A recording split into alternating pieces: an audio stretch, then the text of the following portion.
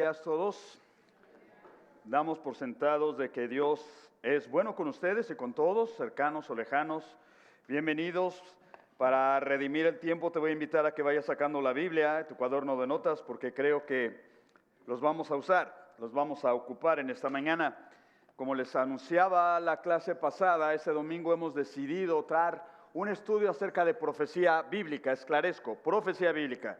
Hoy en día, cuando en la sociedad hablamos de profecía, hay algunos que cuando escuchan el término profecía se refieren o piensan en Nostradamus, piensan en otro vidente. Hay una diferencia entre profecía bíblica y lo que allá afuera conocen como profecía. Sucede que Nostradamus no fue un profeta, fue un vidente que tenía necesidad de entrar en trance para ver velas, entrar en canalización para que llegara la vibra, tú sabes, y poder hablar. Pero no, los profetas de Dios no hablaron en ese sentido. Los profetas de Dios no son inspirados por velas, ni por vibras, ni demonios. Ellos tuvieron presente el Espíritu Santo, que es Dios. Dios todo lo conoce, pasado, presente y futuro. Y es a través de el Espíritu Santo que hablaron cosas increíbles y están en la Biblia y los vamos a estudiar ahorita. Les recuerdo también esto a todos, que la Biblia, 1/3 de toda la Biblia es profecía. Es interesante, eso significará que aproximadamente, si tú tomas 3 versos, uno de ellos, uno de 3, es profecía. Es anuncios de Dios dándonos a entender lo que viene. Con todo respeto, por ejemplo, el libro del Mormón, que no tiene ni una profecía dada, ni siquiera estudiada, verificada, no la tienen, pero la Biblia, por el otro lado, está llena de profecías y ahorita los vamos a estudiar. Vamos a hablar con respecto al reloj de Dios, no el mío, no el tuyo, el reloj de Dios. Y sucede que ese reloj está en marcha. Estés dándote cuenta de los tiempos que estamos viviendo, y lo digo, no solamente, no quiero escucharme muy preocupado o negativo. Cada vez que veo las noticias, como tú, me doy cuenta de que ese día está más cerca que cuando creímos. Estoy hablando de la venida de Cristo Jesús. Un tema que a veces en las iglesias ya no tratamos. Hay predicadores que hablan de todo, a todo le tiran, a nada le pegan, pero ya no hablamos de la venida de Jesús. Y eso es importante. Hablar de la venida de Jesús purifica el alma. Hablar de la venida de Jesús es como aliento para la iglesia, porque estamos vivos y un día veremos a Jesucristo en las nubes. Venga, sea que Él venga por nosotros, ahí te va la otra realidad, o que Él nos llame para estar en su presencia. Los santos también morimos, los santos también hay que enterrarlos, pero te recuerdo a los cristianos, cuando los enterramos, no los enterramos sin esperanza, no los enterramos desahuciados. Al contrario, cuando uno de nosotros parte de esta tierra, vamos a estar presente con el Señor y alabado sea Cristo Jesús. Venga, así que el reloj de Dios, si vas a tomar notas, hazlo desde ahorita. Dice 1 Juan 2:18, hijitos, ya es el último tiempo. No es que estamos acercándonos, no. Desde 2000 años atrás, Dios a través de su siervo dice, ya es el último tiempo, y según vosotros oísteis, el anticristo viene. Ahora, les decía a los hermanos en la mañana, esto es interesante. Cuando alguien se pregunta, ¿estamos acaso en los últimos tiempos? Hay gente que dice, ¿estamos entrando en los últimos tiempos? La Biblia dice, no, ya estamos en los últimos tiempos. Desde 2000 años atrás a esta fecha, cuando vino Jesús, empezó el reloj de Dios a contar los últimos tiempos. Ahora, esos últimos tiempos, no lo que yo pienso, lo que dice la Biblia, están marcados por la aparición de un ser que próximamente vendrá. La Biblia le llama el anticristo. Y utilizo estas palabras para no hacerle, esclarezco, no le estoy haciendo propaganda al anticristo. No estamos obsesionados con el anticristo. No estamos como los brujos, no estamos totalmente embelesados por el anticristo, para nada. La iglesia, los siervos de Dios, tenemos nuestra atención no fija en el anticristo, sino en Cristo Jesús. ¿Cuántos dicen amén eso? Venga. Y aparte de ello, lo anuncio porque Juan lo anuncia de esa manera. Amigos, ya viene el anticristo. La primera iglesia en el primer siglo, ellos estaban informados de este dato. El anticristo viene. De hecho, su espíritu está trabajando ya. No sabemos quién es, y esto se lo digo a alguien si me va a preguntar, ¿quién es el anticristo? No creo que fue Ronald Reagan, ya se murió, no fue. Aunque muchos libros a todo le tiran, ven un personaje famoso y dicen, ese es el anticristo. Bueno, no es el caso. Creo que pueden ser algunos de ellos anticristos minúsculos, pero viene uno en particular. Vamos a abrir los ojos y el corazón. Nuestro mundo cada vez está más y más oscuro, donde tú y yo estamos viviendo en la ciudad y en la nación que nos ha tocado vivir. Por un lado, políticamente estamos de cabeza, amigos y hermanos, polarizados y paralizados. No solamente esta nación, sino en todas las naciones del mundo. Estamos en una guerra contra las drogas y de una manera tonta y de una manera desobligada, algunas autoridades en el mundo ya están legalizando las drogas. A lo que antes se oponían, ahora le están diciendo adelante, no es prohibido, no es pecado, no es peligro. Ahora tú puedes tener, creo aquí en California, 5 o 6 matas de marihuana ahí atrás. Marihuana medicinal, venga por favor. Yo no sé que la marihuana cura de nada. Al contrario, lo único que puede hacer es aliviarte los síntomas del dolor. Eso no significa que te cura, por favor. Al contrario, estamos yéndonos por el drenaje, hablando de política y temas sociales. El diablo es adorado, no solamente en esta nación, sino en toda Latinoamérica. Por favor, si hay una persona escuchando estas palabras y adoras al vencido y no al vencedor, es tiempo de cambiar de carril ahorita que es tiempo. El diablo es un perdedor que actúa como si fuera un vencedor. Y ahorita lo vamos a desenmascarar en el estudio de la palabra. Estamos en crisis. El populacho está en crisis y lo digo con respeto, siendo miembro también de las multitudes. Millones de bebés son asesinados en aborto todos los años en todas las naciones de manera legal. Dicen que no es una persona, entonces ¿qué cosa es? Dicen que no, es simplemente una célula. Es una mentira vil. No es más que una célula, es una persona dentro del vientre de su mamá, tiene propias huellas digitales, tiene un corazón, respira. Es un ser humano que le han negado el derecho a la vida. Y escuchen y escuchemos esto, desde gobernantes hasta populacho. Toda nación que se mete a matar, a derramar sangre inocente, no va a ser inocente en aquel día cuando Dios ajuste las cuentas. Y lo digo sin pertenecer a ningún partido político. Lo digo porque la palabra de Dios nos hace responsables de este mensaje. Como el mundo está de cabeza, vino las Naciones Unidas y establecieron lo que se llama Agenda 2030. Que tiene objetivos de desarrollo sostenible. Venga, ¿qué es eso? Algunos de ustedes ya lo vieron en noticias, algunos de ustedes nunca se han dado cuenta de esto, pero explico rápido, no quedo ahí, pero digo rápido. Cuando yo veo estas 17 iniciativas que las Naciones Unidas quieren implementar en el mundo actualmente, yo lo veo y llegué a la conclusión que estos son cuentos insostenibles. Es una agenda nada más de humanos, pero para que veas lo que están hablando de ahí. Dicen que ellos a través de esta agenda, van a lograr el fin de la pobreza en el mundo. Eso es un cuento insostenible. Mientras América Latina y otras naciones tengamos líderes corruptos, los líderes se hacen más ricos y los pobres más pobres, esto es un cuento insostenible. Lo mismo decía el comunismo, lo mismo decía el socialismo, que iban a entrar a las naciones e iban a erradicar la pobreza y no lo han hecho. Vean a Venezuela, lo digo con respeto. Veamos a una Cuba que está sufriendo. Ahí adentro la gente quiere salir porque el socialismo y el comunismo no es la respuesta para el mundo. Y lo digo con respeto. Ellos dicen hambre, fin del hambre a través de esa agenda. También un cuento insostenible. Millones de dólares son gastados en armamento. Con lo que gastaran las naciones, eso que se da en armamento, pudiéramos alimentar a todas las naciones del mundo y no hubiera ni un solo niño con hambre, pero los gobiernos no van a cambiar esas políticas. Salud y bienestar, otro cuento insostenible. Amigos, todo esto que está aquí resulta ser que son iniciativas, pero no tienen un fundamento social o fundamentalmente sólido. Otro ejemplo, la iniciativa número 4, educación de calidad.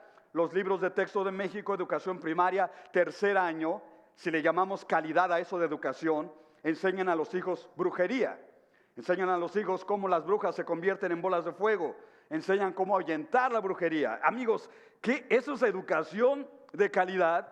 No, son puros, lo digo con respeto, iniciativas humanas para engañar a gente incauta.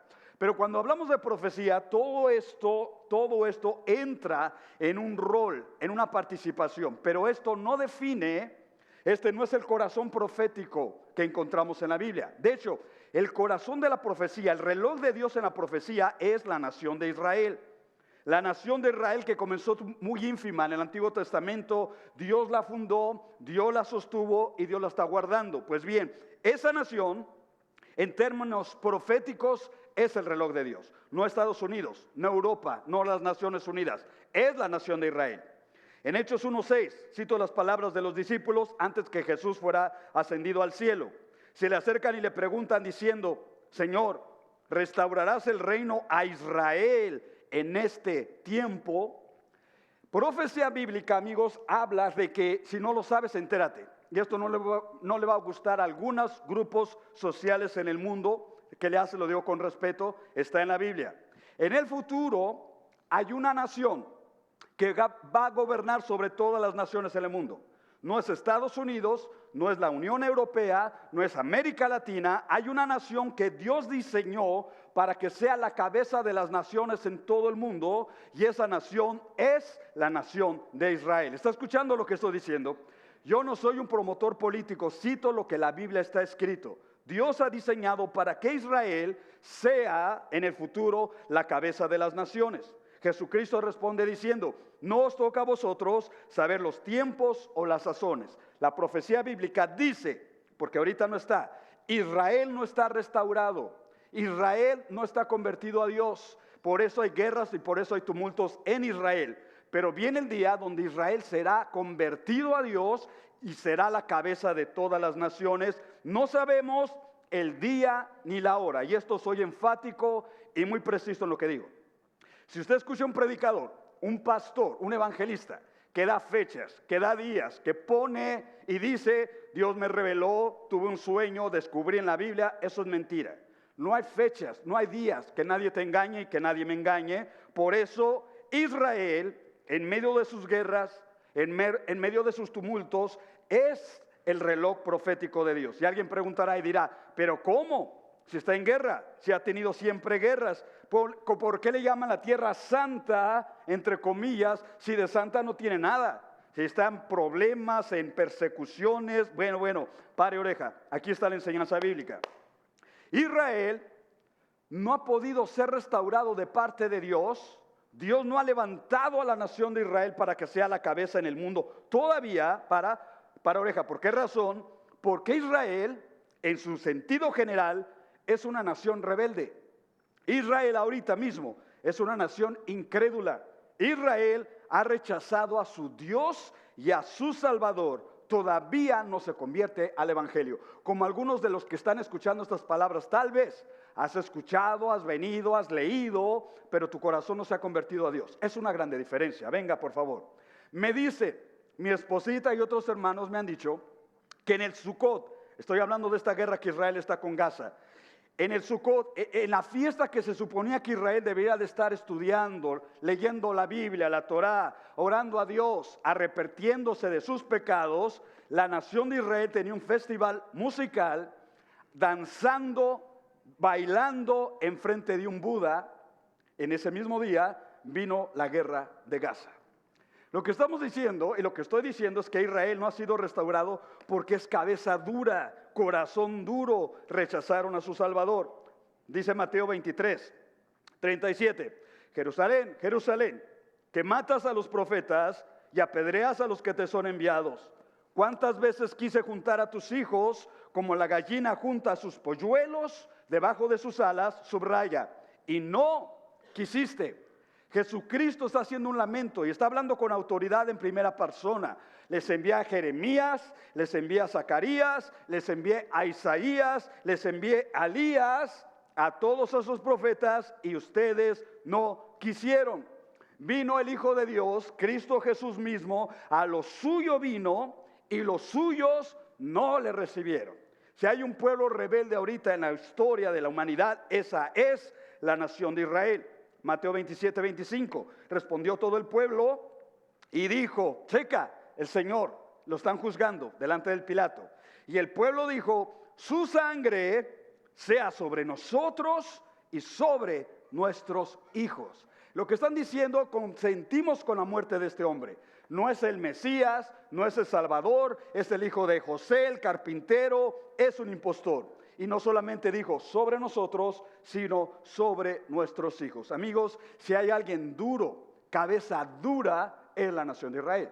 Si ahorita fuéramos un viaje misionero a Israel a predicar, no de turistas, a predicar el evangelio, ellos nos rechazarían porque no creen en el Mesías.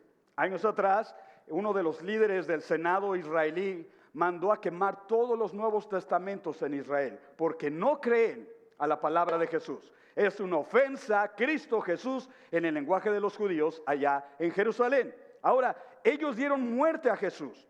La muerte de un inocente, venga, y no cualquier inocente, su sangre sea sobre nosotros, dando testimonio de que ellos lo mataron. En Hechos 3:15, Pedro predica en Jerusalén el primer sermón y les dijo, matasteis al autor de la vida. ¿Qué grande crimen es ese? No simplemente a un buen hombre, no simplemente a un siervo de Dios, mataron al creador de la vida. En Hebreos 10:29, para que veas, lo digo con respeto, judíos o no, si hay alguien incrédulo, si hay alguien que no quieres creer en Jesús, que te rehúsas creer en Jesús, no quieres creer en Jesús simplemente porque no quieres, es muy tu decisión.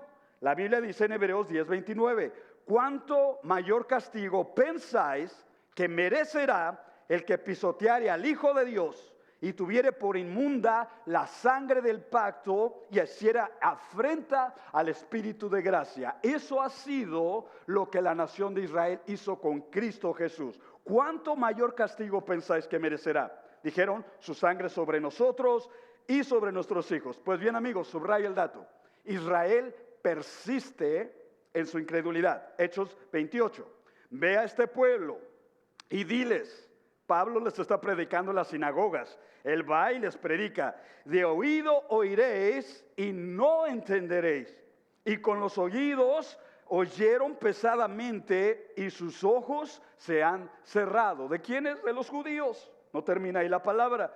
Para que no vean con los ojos y no oigan con los oídos y no entiendan de corazón y se conviertan y yo los sane. Checa cómo trabaja y cómo entra el evangelio. Entra por lo que oímos, entra por lo que leemos con la palabra y entra cuando el corazón, no solamente la mente, el corazón se convierte a Dios. Esto trabaja para judíos, esto trabaja para gentiles, esto trabaja para todos aquellos que nos exponemos al mensaje del evangelio. Cuando le decimos sí a Jesús, somos sanados, significa somos salvados por gracia. El evangelio de la gracia de Jesús, no tienes que comprar tu salvación, no tienes que ganar tu salvación, no tienes que hacer puntos por tu salvación. En el evangelio de la gracia, Él la regala porque es un don de Dios. ¿Decimos amén eso, muchachos? Amén. Ahora, venga conmigo. ¿Qué pasa con los judíos? Bueno, dice Hechos 28, 26 al 27. Pablo les da esta advertencia. Sabed pues que a los gentiles es enviada esta salvación. Es decir, ¿cómo trabaja esto? Lo explico. Cuando a alguien se le ha predicado y se le ha predicado, seas tú, sea yo, sea el compadre o sea Israel, y no reciben el evangelio, no creen en el evangelio, se les está dando testimonio vez tras vez tras vez y no reciben la gracia de Dios, mira lo que Dios hace. Deja de predicarles a estos y vete a predicarles a otros que tienen necesidad.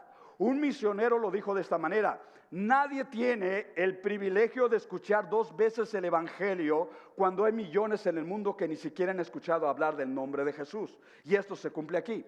Si Israel no quiere recibir al Mesías, los apóstoles, Pablo, Pedro y los demás dejaron de estar testificando, insistiendo a los judíos y se fueron a predicarle a los gentiles. ¿Qué son gentiles? Amigos, está en pantalla. Gentiles son todos los pueblos, naciones, tribus y lenguas que no somos judíos en la carne, no somos judíos, no somos descendientes de los judíos, pero somos seres humanos que estamos dispuestos a creer y a recibir el mensaje de la gracia de Dios. ¿Cuántos dicen amén eso? Venga. Y hay muchos, mejor dicho, habemos muchos en Estados Unidos, en Europa, en África, en Asia. No somos judíos, nada tenemos que ver con la raza judía, ni con la ley de Moisés en el sentido ceremonial, pero hemos creído y estamos proclamando que Jesucristo es el Rey de Reyes, Señor de Señores, y el único Salvador que viene pronto para el mundo. Estamos en ese testimonio de fe. Ahora, Aquí está, vamos a resumir. Los gentiles están creyendo y los judíos no creyeron. Romanos 11 explica. Pero por tu transgresión, hablando a los judíos, ha venido la salvación a los gentiles. Israel rechazó a Cristo, Israel rechazó el Evangelio. Hasta el momento presente que doy estas palabras, Israel ha rechazado el Evangelio. ¿Ok? Dios dice, ok, no quieren estos, vamos con el otro grupo. Por tu transgresión ha venido la salvación a los gentiles y su transgresión es riqueza para el mundo. La rebelión de los judíos es riqueza para nosotros. Ahora explicamos. Su fracaso es riqueza para los gentiles. ¿Qué significa eso? Vuelvo a explicar. Como los judíos cerraron la puerta y no le dieron la bienvenida a Jesús, Jesús sigue tocando la puerta. Apocalipsis 3:20. He aquí yo toco, yo llamo a la puerta. Si tu casa lo quiere recibir, gloria a Dios. Pero si en tu casa le cierras la puerta, Jesucristo va a continuar tocando puertas alrededor del mundo, con los esquimales, con los árabes, con los de toda la gente, esperando a alguien que le abra la puerta. Y cuando le abrimos la puerta, en ese momento entra la salvación y restauración de parte de Dios a todo el mundo. Yo digo, gracias a Dios, Él ha entrado a tu casa y Él ha entrado a mi casa y a mi vida. Por eso está esta iglesia.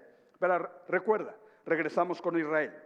Ahora, como Israel rechaza al Mesías, y lo digo rápido, amigos, si tú estás lejos y no has recibido a Cristo Jesús, lo has rechazado, tú no tienes vida eterna, tú estás en condenación eterna. Lo mismo, si hay alguno de ustedes aquí presente en esta iglesia que tienes tradición o tengo tradición, tienes cultitis o tengo cultitis, pero no tienes a Jesús en el corazón, estás en grandes peligro de pecado, de separación por toda la eternidad. Esta iglesia no salva. El Papa no salva, este pastor no salva, el único que salva es Cristo Jesús y alabado su nombre por toda la eternidad. Venga, venga, amén. Ahora, si se lo das, dáselo fuerte al Señor, Él es digno, amén. Gloria a Dios. Ahora, amigos, vamos a hablar en términos jurídicos. Si tú vas a corte y eres hallado culpable, o yo voy a corte y soy hallado culpable de un delito, se espera un juicio, una condena. Israel, aunque es el pueblo llamado de Dios en la carne, es rebelde. Quiero que sepan esto, si no lo has visto, venlo en la Biblia conmigo. El Israel de ahorita allá en Palestina está bajo el juicio de Dios. Lo voy a repetir otra vez para que nadie se confunda en esto. Porque hay gente que nos dice, predicadores inclusive yo he escuchado, no le prediques al evangelio a los judíos, ellos son el pueblo de Dios. Es una verdad a medias. Es el pueblo de Dios porque Dios llamó a Abraham, Isaac y Jacob y dio su promesa a ellos como patriarcas. Pero el Israel actual, donde están ahorita en la guerra, es el pueblo rebelde de Dios. No han recibido al Mesías, no han recibido a Cristo Jesús, le hacen congresos al Buda. ¿Por qué no hacer un congreso a Jesús allá en Jerusalén? Respuesta, porque Jesús es ofensivo para ellos y para muchos otros en el mundo. Ahora, regreso con los judíos. Rechazan al Mesías. Jesús da una sentencia. Estoy citando Mateo 23:38. La sentencia la ves ahí, escúchala. He aquí, vuestra casa os es dejada desierta. Lo que pasa es que cuando leemos Biblia y lo leemos rápido, no pensamos qué significa este verso. Pero este verso es una sentencia de Jesús para con Israel. Este verso tenemos que desentrañarlo y preguntarnos qué significa tu casa está dejada desierta. La palabra desierta en el original significa desolada o abandonada.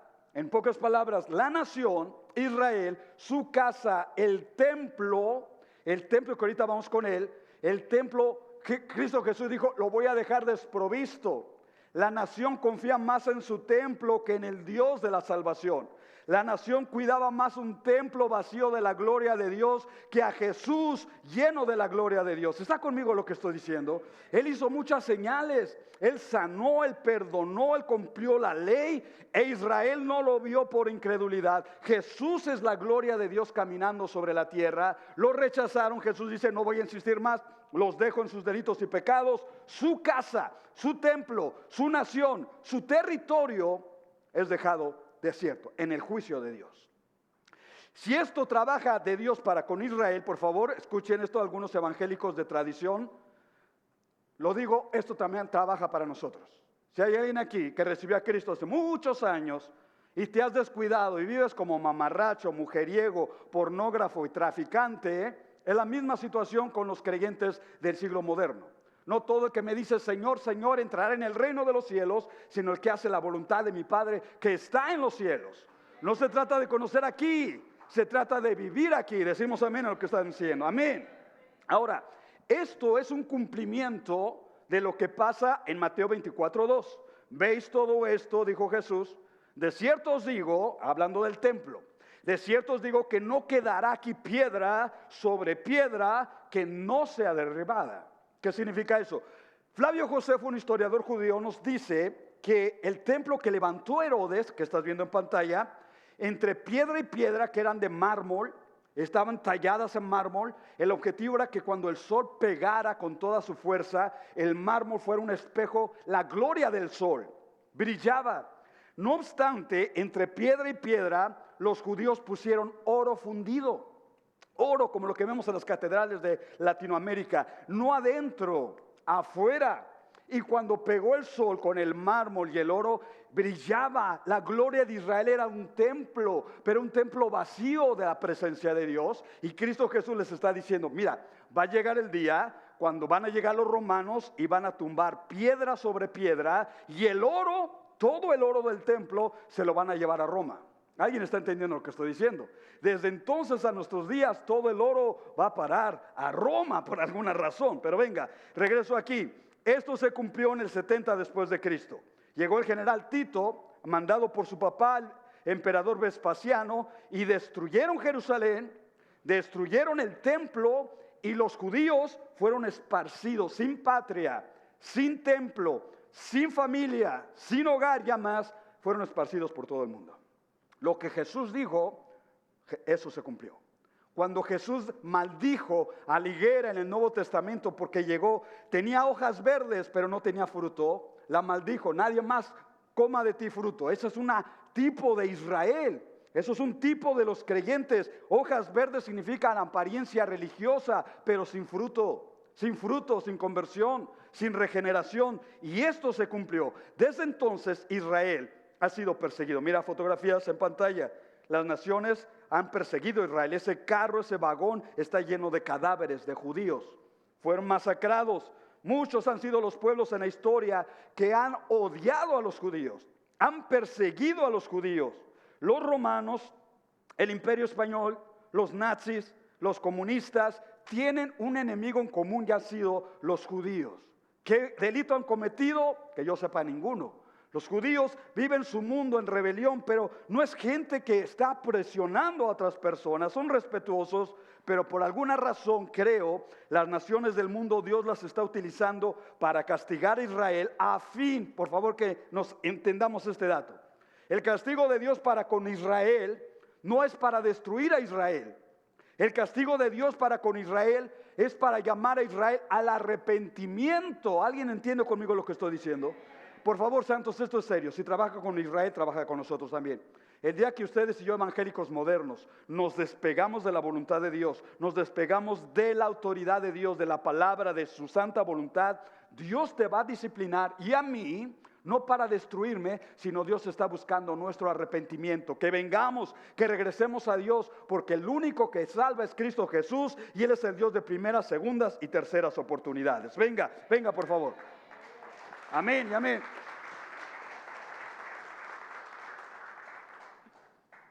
¿Qué es lo que estamos diciendo hasta aquí? No yo, la Biblia, lo estamos estudiando en la Biblia, no lo que yo pienso. Mire, el juicio de Dios está sobre Israel. La guerra esta que está con Gaza es juicio de Dios en cierta manera, y van a venir otras. Esto no es el final, y ahorita voy en la Biblia, todavía no es el final. Las empresas de noticias a veces nos engañan. El inicio de la tercera guerra mundial, no. Lea Mateo 24, dice, y oiréis de guerras y rumores de guerras, y se levantará nación contra nación, pero no es el fin todavía. ¿Cómo nos damos cuenta de ello? Por la Biblia. Por eso estamos estudiando la Biblia, tenemos que saber esta información. Ahora, están bajo el juicio de Dios, pero hay esperanza para Israel. Dice Mateo 23, 39, porque os digo que desde ahora no me veréis, ya más, quiere decir ahí. Ya me cansé de tratar con esta generación, judíos del primer siglo. Pero dice, no me veréis, no para siempre, sino que explica, sino hasta que digáis, bendito el que viene en el nombre del Señor. ¿Qué significa ese verso? Significa que el castigo de Dios sobre Israel es temporal, es momentáneo, y nos da la promesa que llegará un día, todavía no llega, pero llegará un día que en Israel, que en Jerusalén, que algunos judíos, no todos, para allá voy en la profecía, algunos judíos se darán cuenta de su error y de su aberración. Y habrán dicho y dirán, matamos al dador de la vida, matamos al Mesías, a nuestro rey, y se tornarán de sus ídolos, de su falsa seguridad, al único que salva es Cristo, y dirán, bendito el que viene en el nombre del Señor. Ese bendito no es Pedro, ese bendito no es el Papa, ese bendito no es ningún hombre, ese bendito es el Rey de Reyes, Señor de Señores, se llama Cristo Jesús, amigos y hermanos. Amén. Esto se llama la futura conversión de Israel. Israel todavía no la tiene, pero permíteme preguntar, ¿tú ya la tienes? ¿Tú ya llamas al Señor tu bendito, el único? Porque si eres salvo no podrás parar de alabar y bendecir el nombre del que todo lo puede, todo lo sabe y todo lo es en todo. Ahora, la pregunta está aquí. ¿Qué es lo que va a hacer cambiar a Israel de actitud? ¿Qué? ¿Sabes? Un pueblo duro de cerviz desde el Antiguo Testamento, duros de cerviz, teniendo ídolos, teniendo fiestas en el desierto hasta nuestros días, duros de cerviz. Pero la Biblia nos da garantía de que Israel, la nación, algunos de esa nación van a cambiar de actitud. En pocas palabras, se van a convertir al evangelio de la gracia de Dios. ¿Qué necesitan experimentar para romper su dureza? ¿Cuál va a ser la respuesta de Dios? El trato de Dios contra una nación endurecida. Amigos, esto está interesante y ese es el corazón de la profecía bíblica. Bueno, 700 años antes de Cristo, hubo un profeta llamado Jeremías que nos va a decir qué es lo que Dios tiene preparado para que Israel se le rompa el corazón duro. Dice Zacarías 13:9. Y meteré la tercera parte, no todo Israel será salvo. Si tú comparas este texto con Romanos 11, no todos los judíos van a ser salvos al final. La Biblia dice aquí una descripción, una tercera parte de ellos, Dios dice, los meteré en el fuego, los refinaré como se refina la plata. Has estado en un horno de esos, es un calor tremendo, insoportable, pero necesario para purificar la plata, y los probaré como se prueba el oro. La respuesta de Dios a la dureza del corazón del pueblo de Israel la estás viendo en pantalla. El fuego y el fuego de la prueba. Una prueba dura, una prueba difícil. Un tiempo totalmente insoportable, si le podemos llamar así. Terrible. Jeremías nos ayuda a entender lo que es esa prueba. Capítulo 37 dice, ¡ay! Y está hablando de dolor, no de ay de haber. ¡Ay de dolor! Porque grande es aquel día. No hay otro semejante a él. Está hablando del día de Jehová, el día de la ira del Señor, Antiguo Testamento. No hay otro como ese día. Es tiempo de angustia para Jacob, más de ella será librado. Eso significa que viene un tiempo de angustia, peor que la Segunda Guerra Mundial, peor que los nazis, peor que Stalin, los comunistas, viene para Jacob. Porque no hay otra manera de hacer entender al necio, sino con azotes. El pueblo de Israel está siendo y va a ser ayudado a entender con azotes de Dios, que es un tiempo de angustia. Daniel en el Viejo Testamento capítulo 12 lo dice de esta manera. Daniel 12:1. Será un tiempo otra vez de angustia. Checa el dato, como lo que dice la Biblia y cómo lo dice. Cual nunca hubo desde que existen las naciones hasta entonces. Y en ese tiempo de angustia, tu pueblo Israel será librado. Todos los que se encuentren inscritos en el libro. Entonces la comunidad evangélica nos entra a la luz. ¿Cómo? ¿Quiénes van a ser librados? Repito lo que dice Dios. Todos los que se encuentren inscritos en el libro. No todos los que tienen religión. No todos los que van a ir, o son judíos por la carne, nada. Van a ser librados los judíos y los gentiles, todos aquellos que se encuentren inscritos en el libro. Y alguien pregunta, ¿de qué libro estamos hablando? Bueno, el Nuevo Testamento da una respuesta fenomenal. Y le llama a ese libro, se le conoce como el libro de la vida. Amigos, y esto es un comercial hasta aquí. Si tu nombre, Edgar, si tu nombre, Pancho, Gregorio, Goyo, como te llames, si su nombre no está en el libro de la vida, ¿cuál es tu garantía de vivir la vida? ¿Cuál es tu garantía en la eternidad? ¿Cuál es tu garantía como persona, como familia? Si tenemos religión pero no tenemos vida, si tu registro no está en el libro de la vida, compadres y hermanos, esto me deja pensando. La respuesta es muy personal.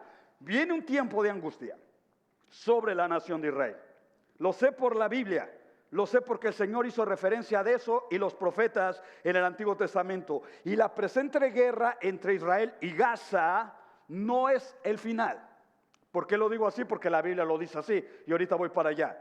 Algo peor viene todavía, que murieron en esa noche en el primer ataque aproximadamente 1,600 judíos tomados por sorpresa. Me duele en el corazón, digo, qué lástima, qué dureza de corazón.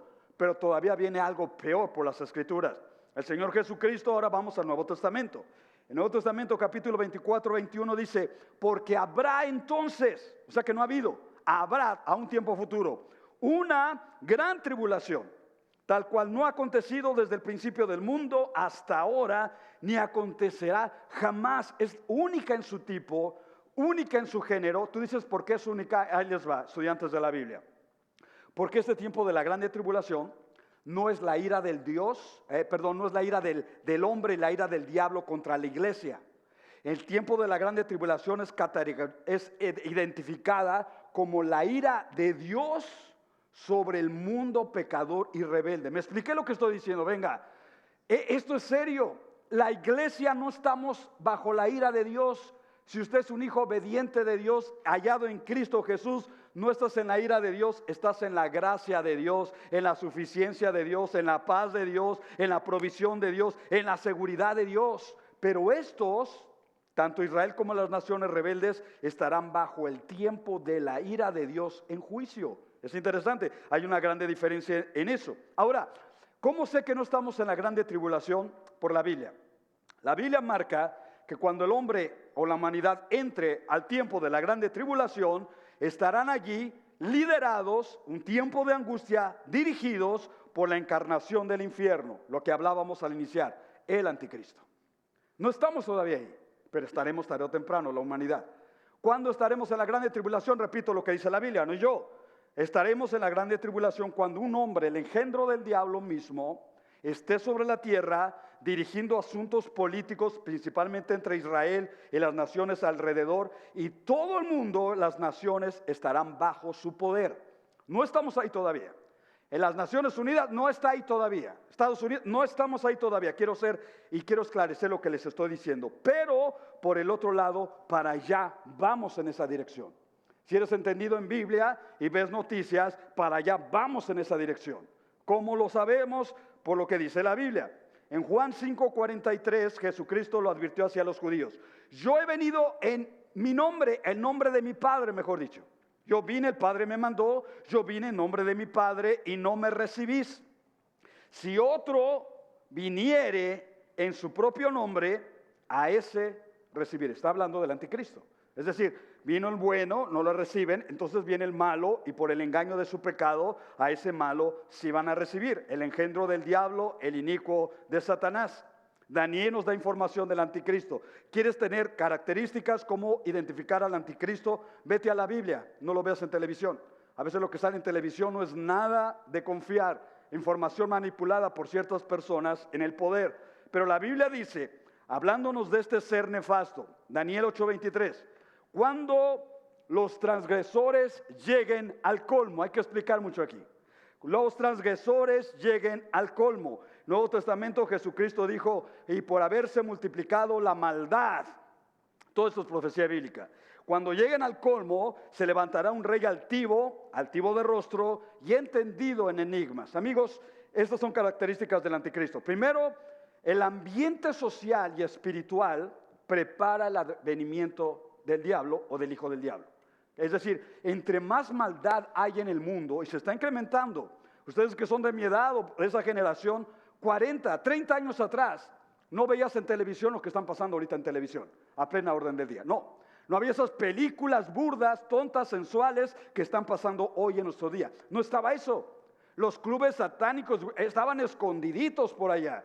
Si alguien adoraba a ese ser nefasto, escondidito, ahora es público todo. Ahora la fornicación es pública, el adulterio es público, la inmoralidad es pública. Todos los días ustedes y yo somos agredidos con sus mensajes en la carretera, en el internet, en todos los medios sociales. La maldad está creciendo, es bíblico. Y venga, otra cosa, se va a poner peor. Si usted no está firme en Cristo ahorita, si no estoy firme ahorita en Cristo, en unos años, yo no sé cuántos, esto va a ser peor. Todo el río de inmundicia del infierno derramado sobre la tierra, venga, ¿para qué? Cuando los transgresores lleguen al colmo. Ahorita están matando bebés inocentes, aborto. ¿Sabes que hay proposiciones de matar adultos, ancianos, que ya no proveen dinero, que son una carga social, que ya no sabemos a dónde meterlos? Están diseñando ataúdes donde tú te metes solito y aprietas el botón, ahí descansas y ahí te mueres. Escucha, esto se está poniendo peor cada vez más y más. La Biblia dice, todo esto es necesario para que surja el anticristo, vendrá un rey altivo de rostro y entendido en enigmas. Significa que el anticristo no va a ser un idiota, el anticristo no va a ser un estúpido, el anticristo va a saber tomar gobierno, poner leyes, pelear contra sus enemigos, y vamos a ver lo que dice la Biblia. Dice Daniel 7:25, él, ¿cómo localizar al anticristo? Pantalla. Él va a proferir palabras contra el Altísimo, anti Dios, anti agenda cristiana, anti Biblia, anti Torah. Todo lo que Dios ama lo va a odiar el anticristo. Ahí está una característica. Proferirá palabras contra el Altísimo, lo va a insultar vez tras vez a Dios, vez tras vez a las huestes celestiales, porque él se creerá a Dios. Número 2, afligirá a los santos del Altísimo, persecución a los judíos y a los que teman a Dios en ese momento. Si hay alguien que va a la iglesia, si hay alguien que lee la ley, si hay alguien que va a la sinagoga, si hay alguien pro vida, será perseguido por el anticristo, dice la Biblia. 3, intentará cambiar los tiempos y la ley. Y está pasando. Pablo dice en el Nuevo Testamento ya está en acción el misterio de la iniquidad. Cambios en la ley, en lo social. Cambios, agárrate de esta. Quieren cambiar la Biblia. Una Biblia donde ya no diga él, Dios masculino. Ahora la Biblia va a decir ella, diosa, femenino.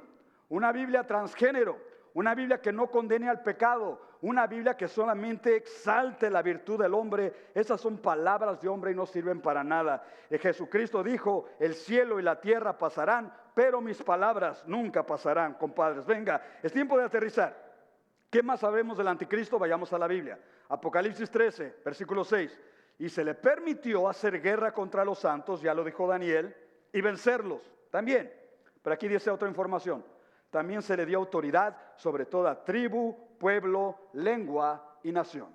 No solamente va a gobernar Israel, sino va a gobernar a todo pueblo, tribu, lengua y nación. Una autoridad mundial. Ese mismo capítulo dice que instaurará la marca de la bestia. Todavía no está, amigos. Está la tecnología tal vez, pero esa no es la marca de la bestia. ¿Cómo saber cuál es la marca de la bestia? Él mismo con el falso profeta lo va a instaurar en ese momento. Los que reciban la marca automáticamente van a decidir adorar al anticristo. Van a estar conscientes de recibir la marca. Eso no ha pasado, pero vendrá próximamente, viene rápidamente en el futuro. Y para que nadie salga de la iglesia con pesadillas, quiero decir, es que el pastor habló del anticristo y ahora no puedo dormir. No, ese no es el caso, por favor. No es el caso. Venga, tenemos un mensaje de esperanza.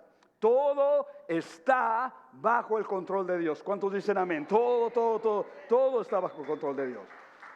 Decimos estas palabras, amén. Decimos estas palabras simplemente para exponer la agenda de Dios que ya está en control. Venga, ayúdeme con matemáticas. Si el número 666 es el número de la bestia, yo te pregunto, ¿qué significa el número 333? ¿Hay alguien?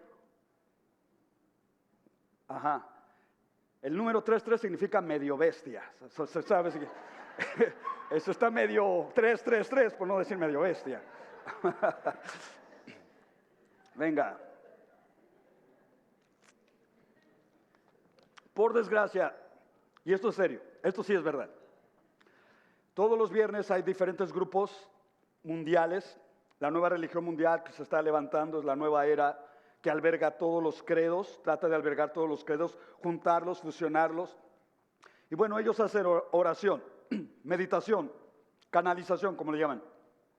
Y los viernes hay varios grupos religiosos que están canalizando, están orando, están haciendo la grande invocación. Y ellos oran por el advenimiento y la aparición, no de Cristo, no de Jesús. No creen en la Biblia, no creen en el Dios de la Biblia, pero ellos están esperando un líder mundial. Un líder mundial que va a conciliar, va a arreglar todos los problemas del mundo, especialmente en Israel, que nadie los ha podido arreglar. Le llaman el advenimiento del Buda, del séptimo Buda, del Imán Mahdi o del Jesús, del Mesías judío. Amigos, estos tiempos no son casualidades, Jesucristo ya lo anunciaba en la palabra. Más sin embargo, todo está bajo el control de Dios. No de mi control, ni del tuyo, pero de Dios sí. Dios todo lo puede. Dios todo lo sabe, todo lo tiene, nadie lo vence e inclusive al mismo diablo lo tiene bajo su control. Vamos a ver en qué va a parar la nación de Israel, porque ahí comenzamos. Israel, un tercio de los judíos, después de la gran tribulación, en medio del sufrimiento de la grande tribulación, hay garantía en la palabra que van a buscar por su Mesías, por Jesús. Zacarías 12:10. Y derramaré sobre la casa de David, que es el pueblo de Israel, y sobre los habitantes de Jerusalén, que son los judíos, el espíritu de gracia y de súplica. Significa correrán a Dios en oración. Y me mirarán a mí, mira la promesa, me mirarán a mí. ¿A quién está hablando? Mira el contexto, a quien han traspasado. El que fue traspasado en Israel no fue Dios el Padre. El que fue traspasado en Israel no fue el Espíritu Santo. No fue nadie más, ningún político o líder religioso. Quien murió traspasado por sus amigos es Cristo Jesús. Y la Biblia dice, me mirarán a mí y se lamentarán por él, como quien se lamenta por un hijo único, y llorarán por él, como quien llora por su hijo unigénito. Esa es la conversión de Israel, hermanos. No ha llegado, pero vendrá. Un tercio de ellos, nos dijo Zacarías, van a venir a conocer a Jesús y habrá una fuente de aguas vivas, dice ese mismo capítulo de Zacarías, y correrán a él y hallarán purificación, perdón, aguas de vida. Qué linda es la palabra del Señor. 14:9. Y el Señor será rey sobre toda la tierra. Aquel día el Señor será uno y uno su nombre. Uno pregunta, ¿y qué es eso de uno? ¿Que no acaso son uno? Bueno, explicamos. Este texto significa, y el Señor será el único, no dioses ajenos ya más, no que el altar a la Santa Muerte, o el altar aquí a tal, bla, bla, nada, no más ídolos, no más falsos dioses. El único, cuando Cristo Jesús venga, Apocalipsis 19, y establezca su reino en la tierra, el único exaltado, el único alabado, el único levantado será el Rey de Reyes y Señor de Señores, y alabado su nombre por la eternidad. Yo digo amén y amén. Amén. Aleluya. Estoy aterrizando. Vamos a aterrizar. Hay gente que le gusta esta información, pero hay gente que no le gusta esta información. ¿Sabe por qué? Porque no son creyentes en Jesús. Al contrario, pueden ser enemigos del Evangelio. No son creyentes. No les anima esta información. Algunos lo consideran un mito, lo consideran un cuento, una fábula, una tontera. ¿Cómo pueden creer eso? Escucha una cosa, Jesús no ha dicho ni una sola mentira. Lo que Él dijo, lo anunció, se va a cumplir. Te guste, estés preparado o no, lo crea o no, te rías o no. En el Nuevo Testamento, Pablo, sabiendo todo esto, nos da la información. Filipenses 2, para que en el nombre de Jesús se doble toda rodilla de los que están en los cielos, en la tierra y aún debajo de la tierra, y toda lengua confiese que Jesús es el Señor, para la gloria del Dios Padre. Venga, amigos. Mi pregunta, ¿está listo usted? Amigo que estás lejos, ¿estás listo para participar en esta adoración mundial, celestial, terrenal y de todo será para Jesús? Escuchemos, aunque Jesús ahorita su nombre no es famoso, no es bien recibido, es rechazado, la palabra de Dios nos da una promesa a la verdadera iglesia, a ustedes y a mí. ¿Cuál es la verdadera iglesia? Escucha, para que nadie se pierda. ¿Cuál es la verdadera iglesia? Aquella que honra a Jesús y que guarda su palabra. Esa es la verdadera iglesia. Apocalipsis 3:10.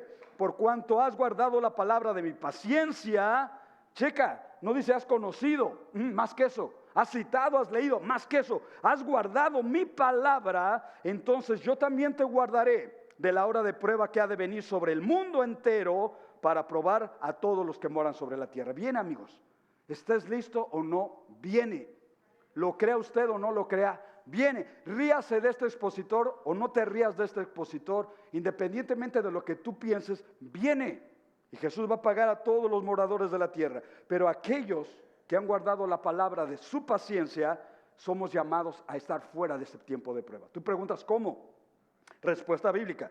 1 Tesalonicenses 4:16, el Señor mismo descenderá del cielo. Los muertos en Cristo se levantarán primero. Entonces nosotros, los que vivimos, seremos arrebatados juntamente con ellos en las nubes al encuentro del Señor en el aire, y así estaremos siempre con el Señor. ¿Cuántos lo creen, amigos? Yo lo creo, lo espero, lo anuncio, lo predico y lo seguiremos anunciando hasta que nos muramos o hasta que el Señor venga.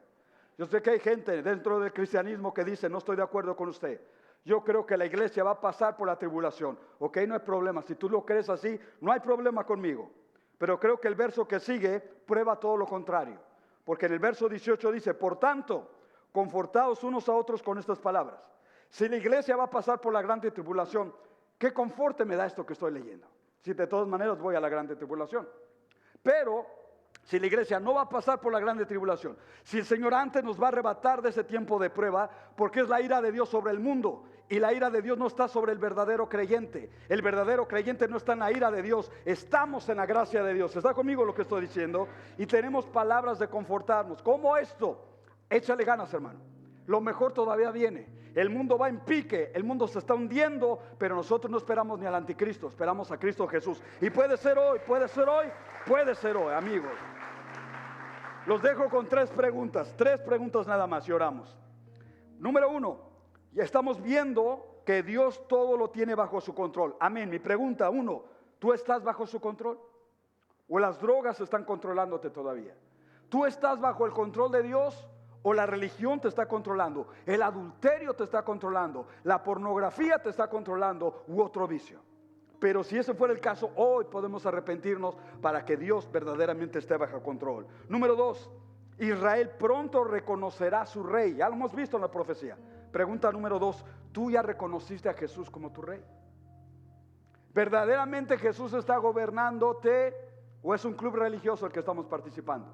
La Escritura dice, no todo el que dice Señor, Señor, entrará en el reino, sino el que hace, el que está bajo el reino de Dios. Qué buena pregunta. Pregunta número 3, ¿lo mejor aún está por venir con Jesús? Mi pregunta es, ¿estás de su lado o estás contra Él? Esto es filo cortante. Aquí no hay término medio.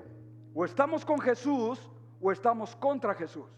O estamos edificando en el reino o estamos despilfarrando en el reino. No hay término medio. Jesucristo viene solamente por el trigo, no por la paja, ni por la basura, ni por la escarcha. Viene por trigo. Y la única manera de ser trigo en las manos del Señor es un arrepentimiento genuino y decirle a Jesús, yo te sigo hasta el final de mis días. ¿Dices amén eso, hermano? Vamos a ponernos sobre los pies, por favor. Hay un canto que vamos a seguir cantando ahorita para participar de la mesa del Señor. Los dejo con la promesa que ves en pantalla, el verso 11. Yo vengo pronto, retén lo que tienes, que ninguno tome tu corona. Yo vengo pronto. Jesús. Les decía a los hermanos para terminar en la mañana, si tu esposito se fuera a la guerra, lo llamaran y lo reclutaran el ejército, y allá en la guerra tardaron un tiempo peleando, pero te mando un texto diciendo, sobreviví la guerra, sobreviví el conflicto, y llego a casa, 3 puntos, y se rompió la comunicación. Te dijo, llego a casa, pero no te dice a qué horas, ni cuándo. Las mujeres que se quedaron aquí esperando a su esposito, estás leyendo en pantalla, vengo pronto, pero no te dijo a qué horas. Yo te garantizo, ustedes damas, irían a su casita, cocinarían, prepararían la mejor comida para el marido, para tu terroncito, para tu manojo de mirra, como le llames, al chonchito, porque regresa a casa. Estarías esperando, estarías feliz, harías la mejor comida para con él, harías una fiesta. Amigos, es el mismo sentir que la iglesia debemos de tener por Jesús. Nos dijo, vengo pronto, no nos dio la fecha, pero Él viene pronto, iglesia. Puede ser hoy, puede ser mañana. Lo importante es estar listos. Decimos amén. Levanta tus manos en adoración al Señor si dices amén a eso.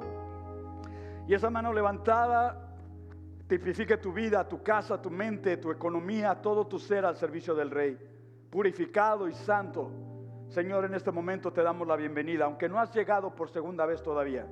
Aunque no nos has arrebatado todavía en las nubes, creemos a tu palabra. Tu palabra no es una mentira, tu palabra se cumplirá, Señor. Y aquí hay esposa, la esposa espiritual, la iglesia que te está esperando. No sabemos el día ni la hora, pero tú vienes pronto. Señor, te amamos. Sí, ven, Señor Jesús, ven por tu pueblo, que te esperamos y te anunciamos en medio de esta generación. Y todos decimos, amén. Vamos a adorar al Señor con este canto.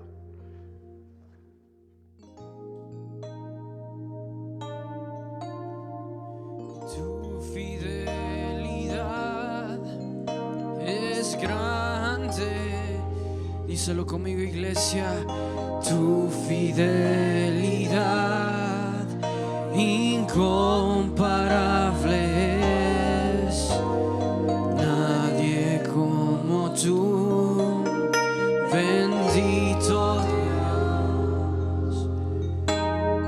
Grande es tu fidelidad, y tu fidelidad es grande. Tu fidelidad incomparable es. No hay nadie como tú.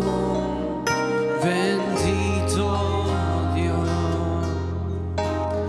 grande es tu fidelidad. Díselo conmigo la última vez. Y tu fidelidad es grande. Tu fidelidad incomparable. Nadie como tú, bendito Dios. Grande es tu fidelidad. Sí, Señor, oh, grande es tu fidelidad. Y grande es tu fidelidad. Y grande es tu fidelidad.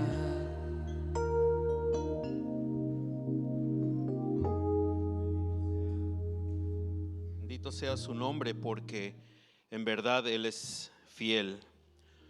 Nos da y nos da en abundancia de su gracia, la cual no merecemos. Ahorita en este momento, hermanos, meditando todavía en las breves palabras de este canto, les invito a que tomen asiento. Vamos a pasar a la porción en la que hacemos memoria de lo que hizo Jesús por nosotros en la cruz del Calvario. Su misión fue de venir a restaurar aquello que se había perdido, que éramos nosotros. Y no había otra manera de resolver esa brecha entre Dios y el hombre. Su palabra dice que es a través del derramamiento de sangre donde hay perdón de pecados. Y fue así como fue resuelto eso. Le agradó a Dios. Y Jesús, antes de irse, dejó instituido esto para que lo hiciéramos cada vez que nos pudiéramos reunir. No dejó dicho cuántas veces. Algunas iglesias lo hacen 2 veces al año, otras lo hacen cada semana. Aquí lo hemos dispuesto 1 vez al mes, y ahora es cuando toca. Cada tercer domingo lo hacemos. Y antes de entrar a ella, quiero compartir algo que dice la palabra aquí. Es Primera de Corintios 11. Voy a leer a partir del versículo 17. Es para que entendamos el contexto de lo que le voy a pedir en unos instantes. Dice: pero el anunciaros esto que sigue, no los alabo, porque no os congregáis para lo mejor, sino para lo peor. Hablándole a la iglesia de Corinto. Pues en primer lugar, cuando os reunís como iglesia, oigo que hay entre vosotros divisiones. Y en parte esto lo creo, porque es preciso que entre ustedes haya disensiones, para que se haga manifiestos en vosotros los que son aprobados. Él se fija. Cuando pues os reunís vosotros, esto no es comer la cena del Señor, porque al comer cada uno se adelanta a tomar su propia cena, y unos se quedan con hambre y otros se embriagan. Pues entonces, ¿por qué no tienen casas en donde comer y beber? ¿O menospreciáis la iglesia de Dios y avergonzáis a los que no tienen nada? ¿Qué os diré? ¿Os alabaré? En esto no os alabo. Esto le dijo Pablo a la iglesia. Entonces él por eso envió esta carta, una serie de instrucciones para poner en orden lo que estaba ya en desorden.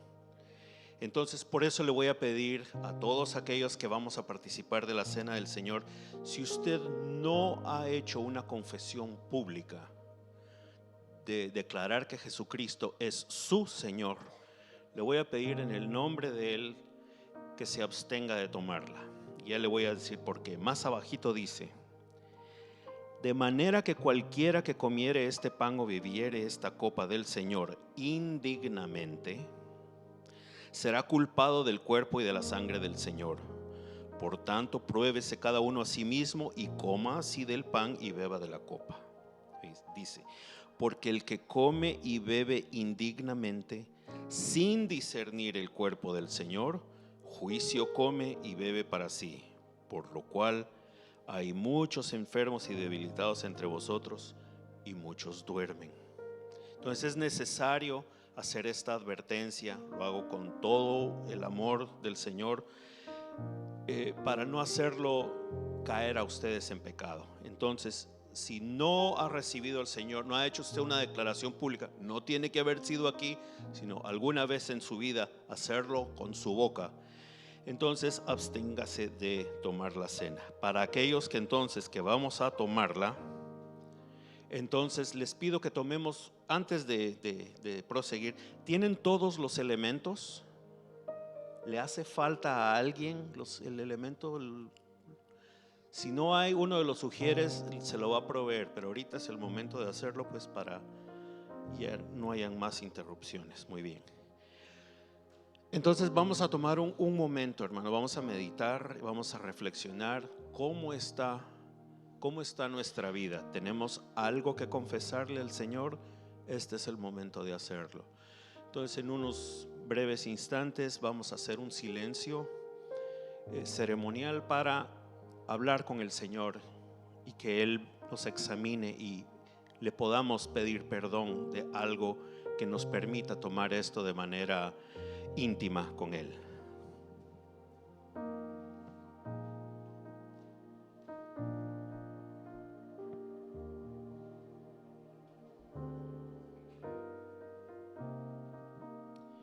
Bien. Dice así la palabra entonces: porque yo recibí del Señor lo que también os he enseñado, que el Señor Jesús, la noche que fue entregado, tomó pan, y habiendo dado gracias, lo partió y dijo: tomad y comed, esto es mi cuerpo que por vosotros es partido, haced esto en memoria de mí. Padre Santo, en un sábado, en un domingo como este, donde todos estamos congregados en un solo espíritu, hacemos memoria de aquello que hizo nuestro Señor Jesús hace 2000 y tantos años. Alguien que nunca ha pecado viene a este mundo a resolver de una vez por todas la brecha que hay entre el hombre y tú, de manera de que cualquiera pueda llegar a ti por el sacrificio que Jesús hizo por nosotros. Comemos ahora el pan haciendo esa memoria.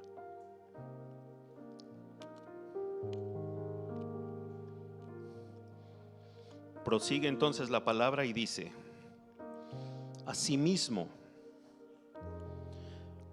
tomó también la copa después de haber cenado, diciendo: esta copa es el nuevo pacto en mi sangre. Haced esto todas las veces que bebiereis en memoria de mí. Tomemos del vino. Padre Santo, en esta hora, en la que nos disponemos a tomar el jugo de la uva representando la sangre que derramaste en esa cruz, también hacemos memoria de lo que dice tu palabra, que sin derramamiento de sangre no hay remisión de pecados. Y Jesús verdaderamente fue el Cordero de Dios que vino a quitar el pecado del mundo. Damos gracias nuevamente, Señor, por eso que hiciste que nosotros nunca hubiéramos podido hacer. Pero es la sangre de ese Cordero puro, inmolado, limpio, sin pecado, el cual derramó su sangre para el perdón de todos nosotros. Bebamos de la copa.